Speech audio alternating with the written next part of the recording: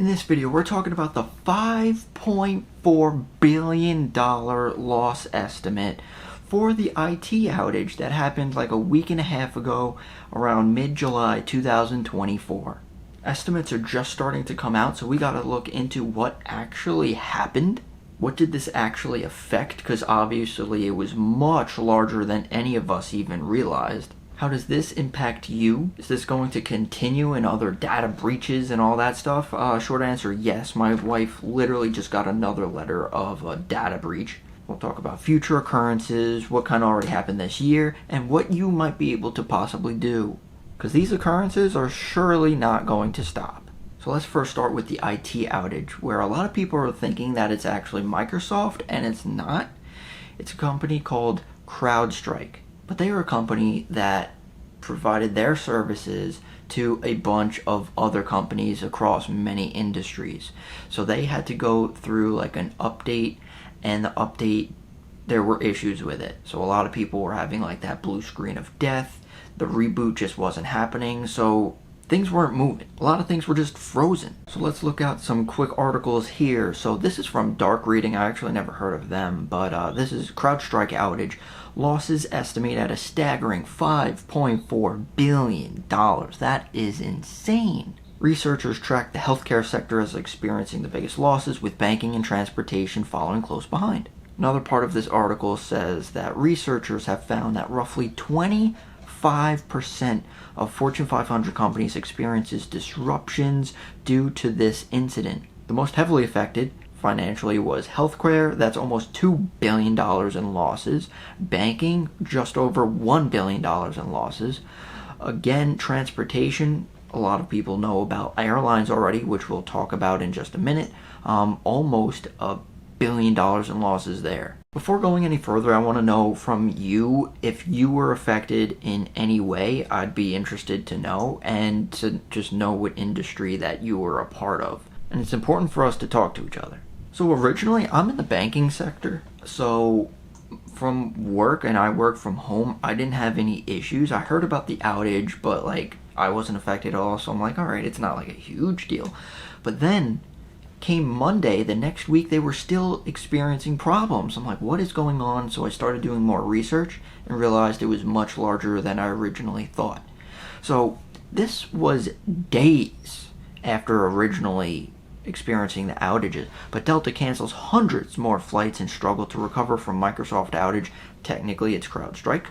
But they canceled over 4,600 flights, and that's just from Friday through Sunday, and they were experiencing bigger problems more than any other carrier like United or whatever other ones. Disruptions have persisted at Delta while other carriers have recovered, so that spikes questions like what the heck was Delta doing or not doing. The delays and cancellations have put Delta in a rare spotlight for the carrier whose leaders provide themselves on reliability and punctuality. Yeah, that wasn't happening. So the CEO of Delta, Ed Bastian, apologized and offered frequent flyer miles to travelers for thousands of flight cancellations as the carrier struggled to recover. I know a lot of people, I think TikTok, honestly, is a pretty decent source of information because it's straight from people right there. It's almost like Twitter. It's just super quick. You could record something and you get the news fast. People had cancellations, so they couldn't fly that day, so they had to get hotels, so they had to pay for it themselves. They weren't getting any vouchers, nothing for food or anything like that. And legally, it seems like you're actually entitled for that.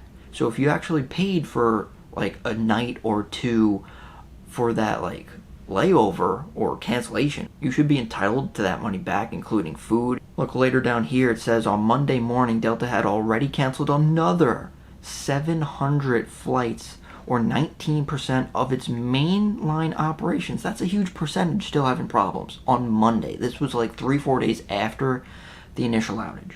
So this is looking at other airlines. We already mentioned Delta, but the American Airlines, it was almost back to normal by Saturday. United Airlines had an elevated flight disruptions on Sunday with 9% of its schedule canceled, 260 flights, but much lower than Delta. And of course everyone's apologizing, this shouldn't have happened. Well, it did. They were really trying to do something too, like they were offering flight attendants extra pay, more shifts and everything like that to try and help as much as possible. In this article, there was an estimated financial hit of $160 million. So since that estimate, it completely skyrocketed after that. And now the U.S. is investigating Delta's flight cancellations and faltering response to the global tech outage.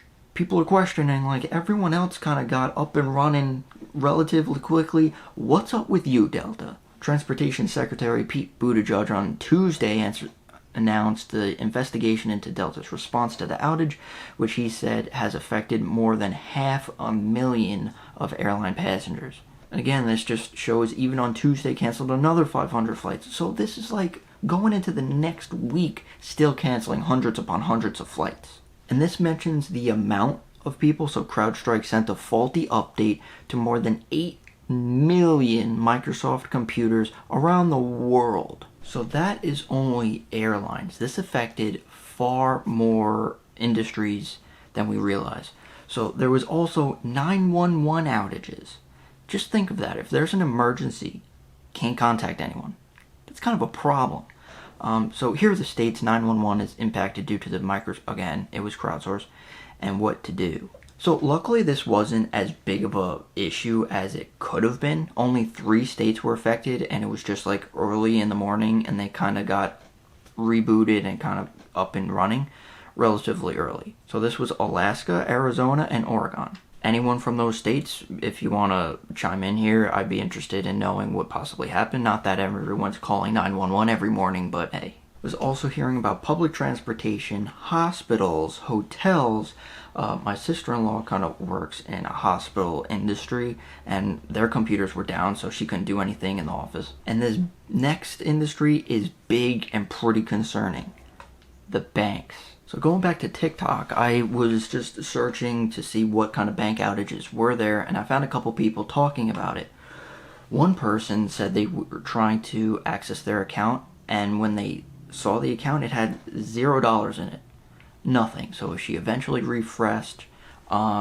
The money was there finally, and she eventually transferred it out of that account so she could actually handle it. Another person mentioned that it was payday for them, but they just didn't get their money. This other TikToker mentioned that at Chase Bank they went to withdraw money from the branch, but they said they couldn't because I guess the computers were down and directed them to take money out of the ATM. Well, the issue with that is obviously there's only a limited amount of money in an ATM, so if everyone's flocking to the ATMs, that could easily run out of money fast. And this last one was saying that his money was frozen. He couldn't do anything, transfer anything, withdraw anything. I saw another TikTok that a Chipotle restaurant, their systems were down.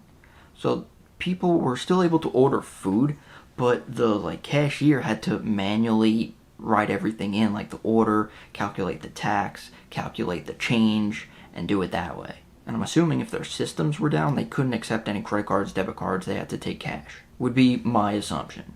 So all of that was essentially the IT outage from one company, affected multiple industries. And this isn't stopping because my wife, just like a couple days ago, got a letter in the mail from Ticketmaster that they had another breach. Heck, I'll read it from the letter. Apparently from April 2nd, 2024 and May 18th, 2024 was a hack, and they only recognized it on May 23rd. So after that period where they had some information leaked, it took them, 5 days for them to even realize they were hacked. Some of your personal information may have been affected by the incident. The personal information that may have been obtained by the third party may have included your name, basic contact information, and payment card information, such as encrypted credit or debit card numbers and expiration dates. So not that contact information is good to lose, but that happens all the time. But credit card information, they know your payment stuff. So if you use Ticketmaster, which is probably a pretty big monopoly of events, so just kind of check that. Now let's just rattle off some other hacks or outages that we had just this year. So in the beginning of the year, there was Facebook.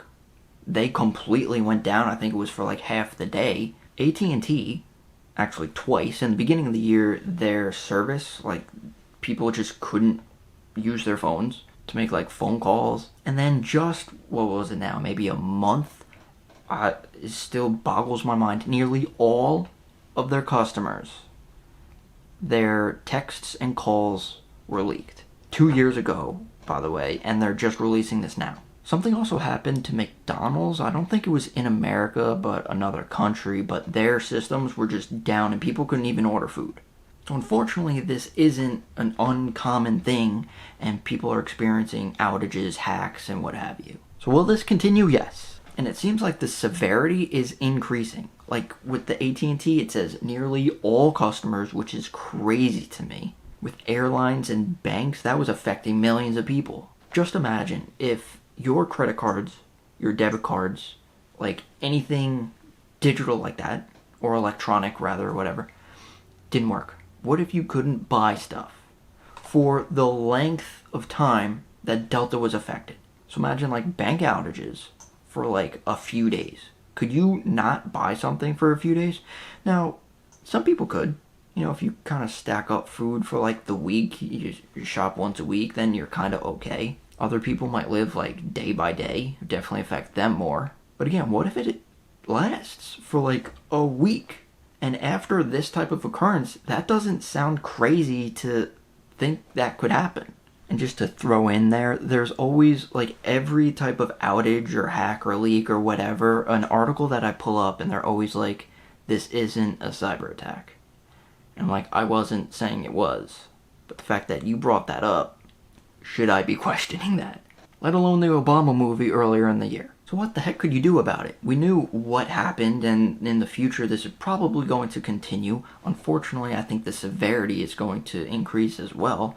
So you gotta think, like, you don't have to have a bunker in your backyard, but you should at least have a plan of, like, what if you can't use your credit card for like a couple days? So I think having at least a few days worth of food, if not like a week, would be good. Also having some cash on hand. Now you don't need like $10,000 in your backyard buried under a cherry tree or something. But like if something happens, I think it could be good to have some cash. Especially if you can't go to a bank to withdraw it or even an ATM and it just doesn't work. Now a lot of people are like, oh, the barter system of like trading with other people and that could work. Now it could, but the barter system isn't really the best. If you're trying to offer something that I don't want, then it just doesn't work. That's why having cash on hand is sometimes pretty good. Now some might say, oh, you're losing purchasing power due to inflation and you're not getting any interest off of it. But this is just like a backup plan. You shouldn't have a ridiculous amount, but I think something would be important. That's why I think diversification is important, not only through like investing of like different industries and investments, but across everything in your life. Because if like one thing goes down, you don't have to worry as much. You're like, all right, well, if I can't go to the ATM, I still have cash. Or if I can't go to the grocery store, I have food in the pantry. You don't have to go crazy and buying up toilet paper again. Just have like a little backup. Now, if your information gets hacked, I actually heard from someone that I work with that their information got hacked. There was like a huge purchase and they went through the credit card or whatever.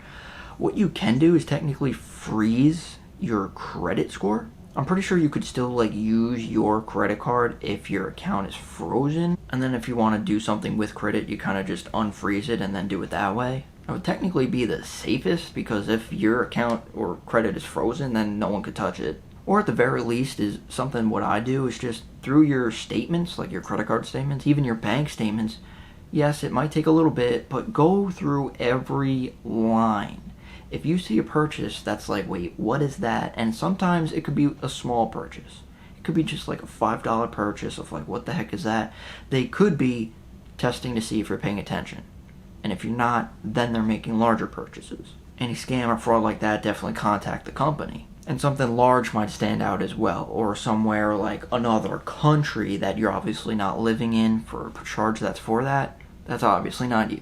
So that's some information of what recently happened, what could possibly happen in the future. I think we should possibly start thinking about this. Heck, even to the extent of like, what if you lose power for a couple days?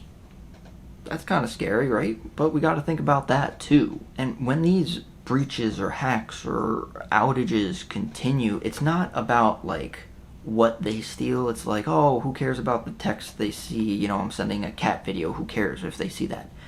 I don't think that's the point. It's the vastness of it. With at&t, nearly all of their customers had their information leaked.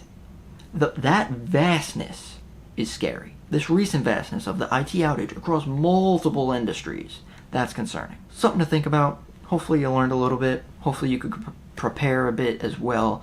And if you were affected recently by any data breaches, leave it in the comments. I think we should all know if you were drastically impacted, how you might be able to prevent that, to kind of help people out as well.